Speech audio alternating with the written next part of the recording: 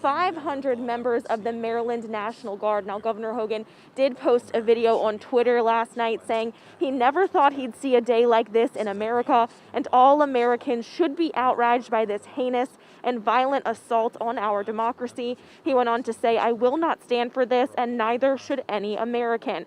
Andrew Wilson here. It is happening right now. What is actually building on Capitol Hill is not a dramatic explosion. It is something quieter and more dangerous. A sustained, documented accumulation of opposition that has not yet reached the constitutional threshold for removal, but has already made every subsequent decision more costly and every subsequent defense harder to sustain.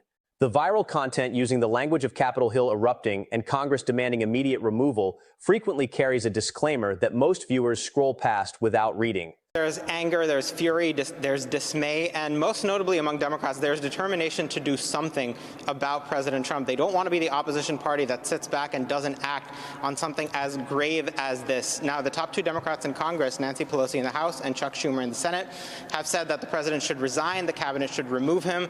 As Josh pointed out, that is looking highly unlikely, and the only option they have here, if that doesn't happen, is impeachment. They're already circulating. The scenarios depicted are labeled as fictional dramatizations designed to capture the emotional truth of what accountability would look like rather than the procedural reality of what it actually requires. The eruption as a single decisive moment, the dramatic floor vote, the bipartisan coalition suddenly materializing to remove a president from office, that has not happened. But what has happened is in many ways more significant for understanding where the political trajectory of the Trump second term is actually heading. More than 70 legislators have publicly and formally pushed for Trump's removal following his statements about destroying Iran's civilization. I joined the Senate Democratic leader in calling on the Vice President to remove this president by immediately invoking the 25th Amendment. If the Vice President and Cabinet do not act, the Congress may be prepared to move forward with impeachment. That is the overwhelming sentiment of my caucus. NBC reported that specific number, documenting the count of members who have associated their names with impeachment resolutions, 25th Amendment proposals, and formal demands for resignation in response to those specific statements. That is not a fringe reaction. 70-plus members of the House of Representatives represents more than 1 in 8 members of that chamber, a significant bloc that has chosen to attach their names to the most serious constitutional remedy available to the legislative branch. And those 70-plus members are not operating in isolation. Donald John Trump, President of the United States, is unfit to be president. It was a test vote of sorts on the appetite for impeachment. And it turns out the hunger is low. No, I think we'll get rid of all this right now. More than half of House Democrats joined all Republicans to table the idea for now. Across overlapping efforts targeting different aspects of the administration's conduct, the number climbs higher. The Iran war and the war powers questions that have generated so much of the recent removal pressure. The attacks on federal judges that we have documented in detail. The pattern of naming and threatening judicial officers whose rulings displeased the president. The Department of Justice's handling of investigations, including the Epstein file transparency demands that have united critics across the political spectrum. The classified documents controversies that have generated their own impeachment resolutions. The broader fitness concerns that have prompted 25th Amendment discussions among members who question whether the president is able to discharge the duties of his office. House Resolution 21, resolution calling on Vice President to convene and mobilize the principal officers of the executive departments of the cabinet to activate Section 4 of the 25th Amendment to declare President Donald J. Trump incapable of executing the duties of his office and to immediately exercise powers as acting president. When you aggregate the members who have supported some form of removal or accountability action across these overlapping fronts, the documented total exceeds 120. That is not an eruption in the dramatic sense the fictional videos depict. It is a sustained, documented, multi-front pressure from a significant and growing minority bloc that represents the most extensive congressional push for presidential accountability since the January 6th impeachment. The Iran comments that triggered the most recent and most specifically documented wave of removal demands deserve to be understood precisely because they are the catalyst for the current pressure. President Trump is now lobbying new threats at Iran. In just the last hour, he said, in part, quote, "A whole civilization will die tonight, never to be brought back again. I don't want that to happen, but it probably will. However, now that we have complete and total regime change where different, smarter, and less radicalized minds prevail, maybe something revolutionarily wonderful can happen." Also, overnight, a series of airstrikes also hit Iran's capital, Tehran, including a strike on a possible weapons depot in the mountains. Iranian state media reports at least 18 people were killed and 24 more wounded in an Israeli airstrike targeting Iran's Al-Borz province northwest of the capital. Trump's language about destroying Iran's civilization, the framing of a whole civilization dying, the terminate the civilization rhetoric that we analyzed in detail in our contradictions coverage, generated a response that was immediate and intense. So what is the point of going through the exercise of impeachment when it doesn't look like it will go anywhere? The Watergate class didn't have the votes in the Senate side. They didn't function from that place. They functioned in putting the country first. But Democratic leaders prefer to wait. And for now, most party members appear to be with them. More than 70 members of Congress looked at those statements made by the commander-in-chief about a nation with which the United States was actively engaged in military conflict, and concluded that the appropriate constitutional response was to begin the process of removing that commander-in-chief from office. The specific mechanisms they invoked varied. Some filed impeachment resolutions. Some called for the invocation of the 25th Amendment. Some demanded resignation. But the common thread was the conclusion that statements threatening the destruction of an entire civilization made by a president with the power to order military action that could attempt to carry out that threat crossed a constitutional line that required the most serious remedy available. The constitutional mechanisms being invoked in these removal demands are worth understanding in detail because the gap between what the removal advocates are calling for and what the Constitution actually requires for removal is the most important metric for evaluating how close or how far the current pressure is from achieving its stated objective. Impeachment is the process most familiar to the public because it has been used against Trump twice before. The House votes to impeach by simple majority, a threshold that is achievable with Democratic votes alone in a configuration where Democrats control the chamber. The Senate then holds a trial and must vote by a two-thirds supermajority to convict and remove. That two-thirds threshold in the Senate requires 17 Republican senators to vote against their own party's president, a number that has never been reached in either of Trump's previous impeachment trials.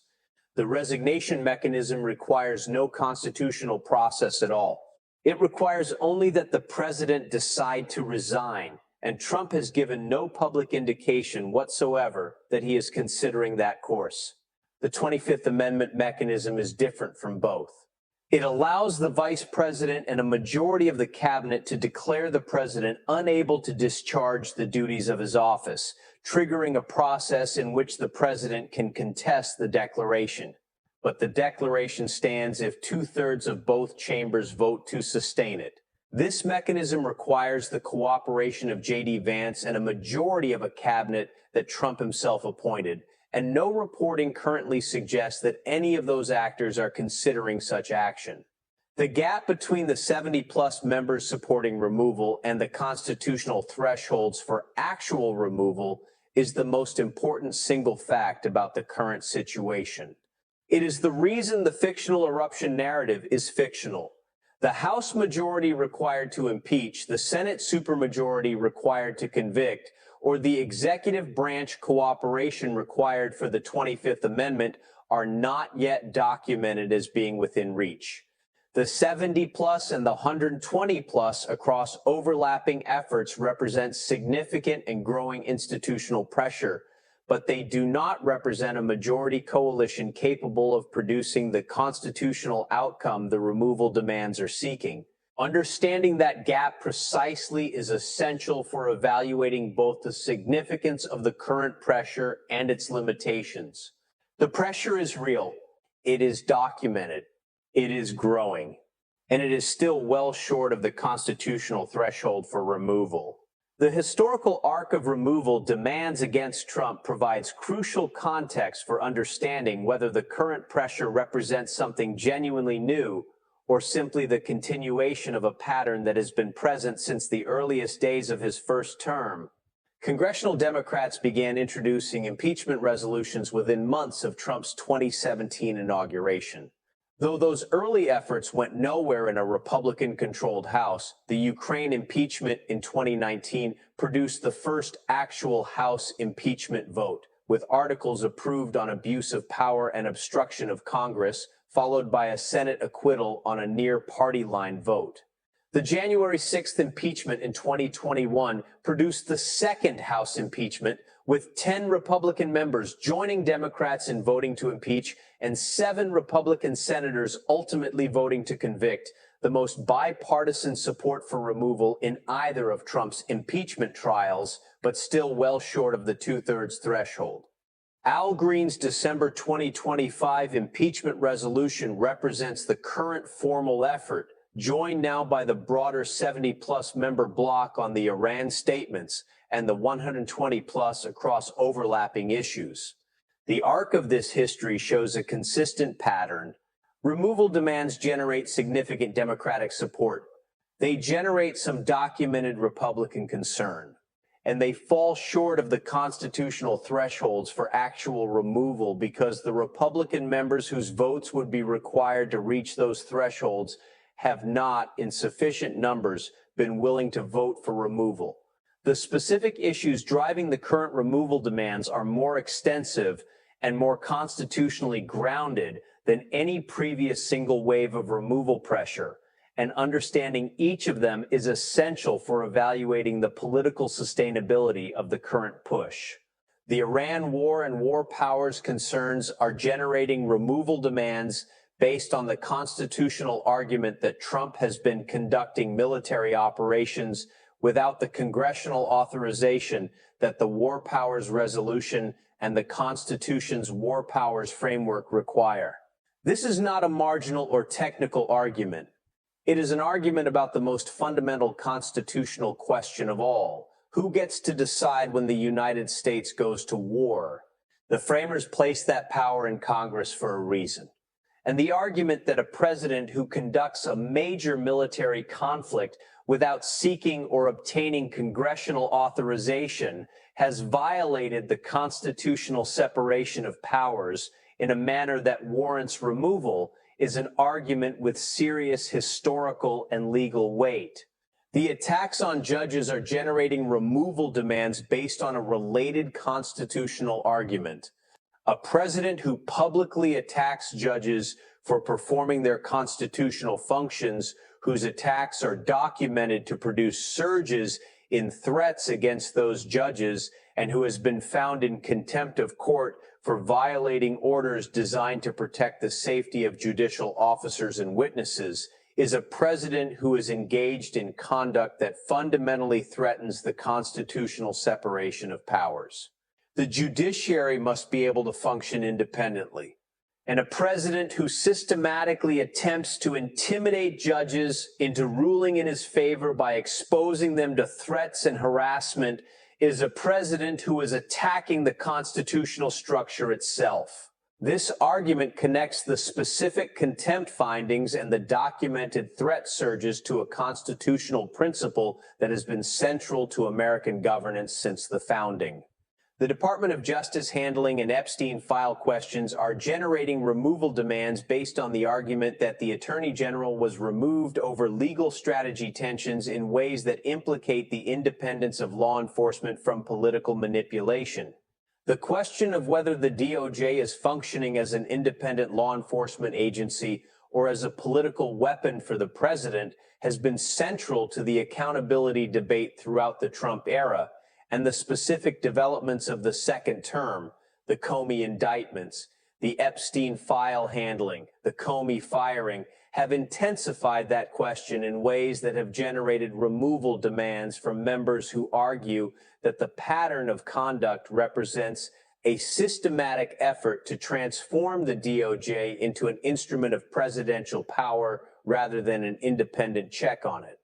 The fitness concerns, the cognitive questions, the pattern of messaging incoherence that we documented in our contradictions coverage are generating 25th Amendment discussions based on an argument that is different in kind from the impeachment arguments.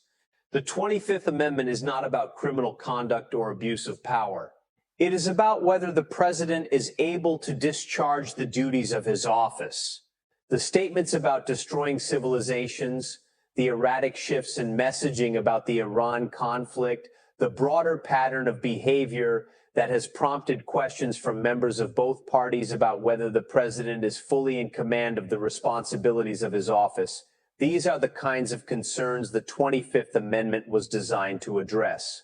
And while no current reporting suggests that the vice president or cabinet members are considering 25th Amendment action, the congressional members who are publicly raising it are establishing a constitutional conversation about presidential fitness that represents a significant expansion of the removal discourse beyond the traditional impeachment framework.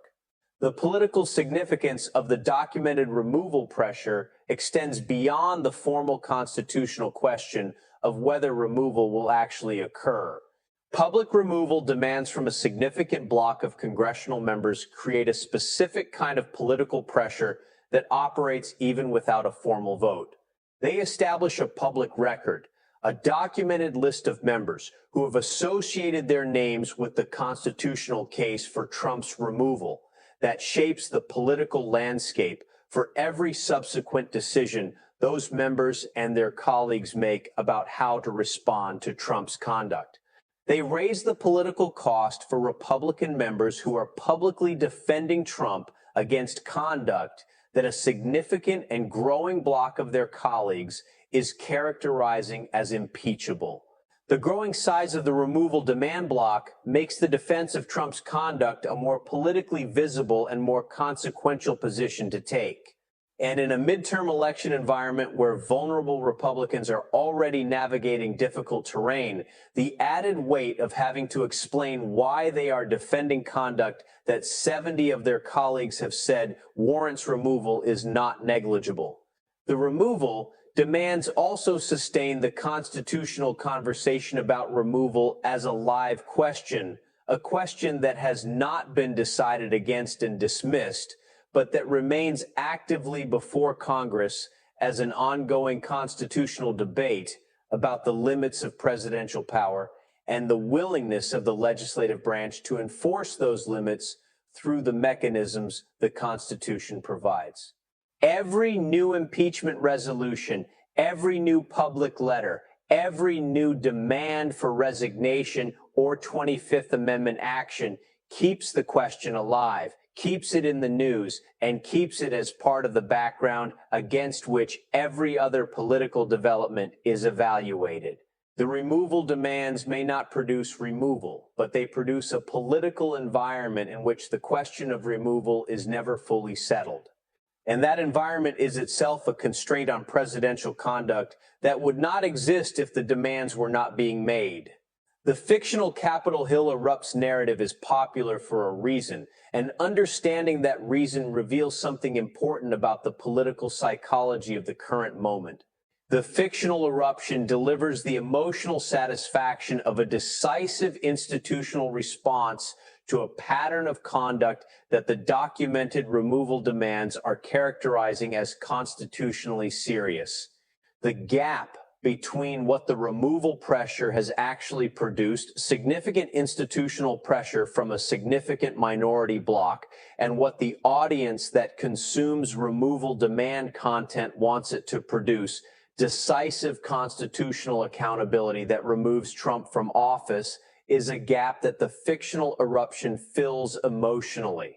The dramatized floor vote, the bipartisan coalition, the moment of constitutional reckoning, these are satisfying to watch because they provide the closure that the actual political process has not yet delivered. But the actual political process, the 70-plus members, the 120-plus, across overlapping efforts, The growing number, the expanding constitutional arguments, is more significant in the long run than any fictional dramatization, because it is the actual political process that will determine whether the removal pressure eventually reaches the constitutional threshold or remains permanently below it. The most realistic path to actual removal in the current political configuration would require a dramatic increase in Republican defection from Trump. Enough Republican House members would need to support impeachment, and enough Republican senators would need to reach the two-thirds threshold for conviction. That would require a shift in Republican positioning that is not currently documented. The Republican members who have publicly expressed concerns about specific Trump conduct have not, in sufficient numbers, moved to associate themselves formally with removal demands. The alternative path, the 25th Amendment path, would require the vice president and cabinet members to conclude that the conduct generating removal demands represents a genuine inability to discharge presidential duties. That is also not documented as currently in progress. The constitutional barriers remain formidable, and the documented removal pressure, while significant and growing, is still well below the thresholds that those barriers require. What the removal pressure has accomplished, even without reaching those thresholds, is the creation of a documented historical record.